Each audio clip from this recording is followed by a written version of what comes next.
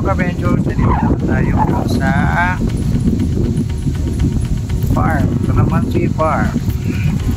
Puntaan, binisita natin yung kung ano na ang nangyayari dito sa Calamansi di Papagos. Nadali na ang mga insekto. Tapos yung iba naman may mga supang na. Nagasupang naman yung iba. At least kahit nadali ng insekto, at least nakasurvive pa naman siya. Ganito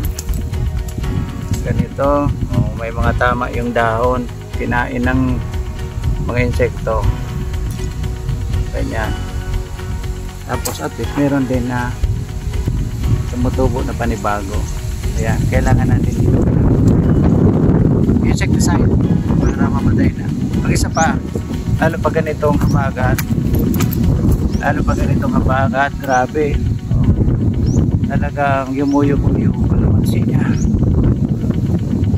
Grabe yung minsan pag sobrang lakas ng hangin, sumasayan nito dito sa lupa. Kaya napapansin nyo na yung tanim kulang yung mga dahon kasi sa sobrang lakas ng hangin, minsan nawawala, matatanggal yung mga dahon. Kaya pag-aralan natin kasama, makikita natin kung may pagbabago itong mga dahon nito. At least ngayon pag-aralan natin. At isa pa nito, kahit ganito ito, may mga bulaklak pa rin ganyan, maski nadadali ng insekto, meron pa rin na bulaklak. At least isa pa, nami-maintain natin yung kailangan yung fertilizer. Yung iba naman medyo nagkukulay dilaw dahil siguro doon sa in-apply natin na emulsion. Yan, siguro dapat after ng emulsion at least 1.5 months bago itanim yung kalamansi. Ganito ang nangyari, yung second batch nagkulay yellow na siya dahil tignan natin after ilang months, at least hindi siya namatay baka sa demolition itong herbicide ginamit dito sa mga damo. Yan ang nangyari dito. Pati hindi masyado nag-yellow yung ibang kalamansi kasi ito in-applyan din ito ng herbicide. Pinalipas ko ng mga isang buwan bago taniman na ang kalamansi, kaya medyo maganda dito ang tubo at maganda rin yun. Kaso ang kalaban lang dito yung mga insekto, kinakain yung mga dahon. Pero kahit may insekto, at least namumulaklak pa rin siya. Ayan, at least may mga panibagong tubo mga dahon. May mga maganda din ditong tanim. Ganyan. Ayan, mga 2 years dito makikita natin. At saka pa may tumutubo pa rin na mga bunga. Ayan, hindi pa natin na lalagyan ng fertilizer na pampabunga, kumbaga pampayabong pa lang yung fertilizer na dinalagay natin, pampataba. Tapos ito naman may mga part talaga siyang may mga kinakain ng insekto.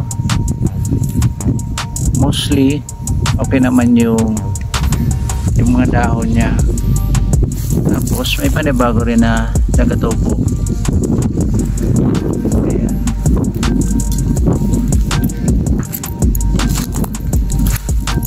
Ayan, kalaban lang talaga dito yung insekto.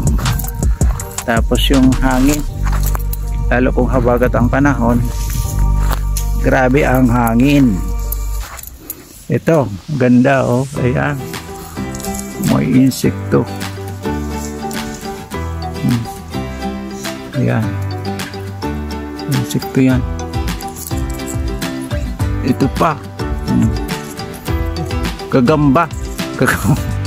Ayan ang gagamba oh. Nakatago. Ayan. Oh, pwede na itong ibulang. Kung may parabulang dyan, pwede na yan ibulang. Ayan. Ito maganda dito sa may parting mababa. Yung naunang batch ito, tinatanim natin. Kaya maganda yung mga tubo ng dahon.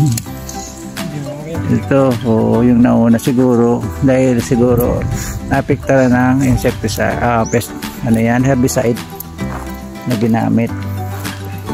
Ito, maganda ito. Maganda yung first batch. Yung second batch lang talaga nadali ng herbicide. Herbicide siguro prime, yan na problema. Dapat kailangan pala palipasin muna natin ng isang buwan bago taniman pag in-applyan ng herbicide. Isang buwan kalahati. Isang buwan kalahati. Ayan. Ito mga maganda yung iba. Ito mga mayabong. Medyo mga mayabong ng iba. Medyo mataas na nga. Ayan medyo mayabong na yan Ayan. Panibagong sanga niya nga. Oo, ayan may panibago ng sanga. Ayan may mga panibagong sanga. Pero lang ito na. Yeah. Pero dapat ipo-prune yan kasi may mga tinik yan. Oo. So, yan ang ipo-prune. Tatanggalin pala yan. Hindi pwede yan. Hindi naman yan magbubunga. Ayan, malinis pa naman yung area. Tapos parang ganun kay salon maintain pa rin yung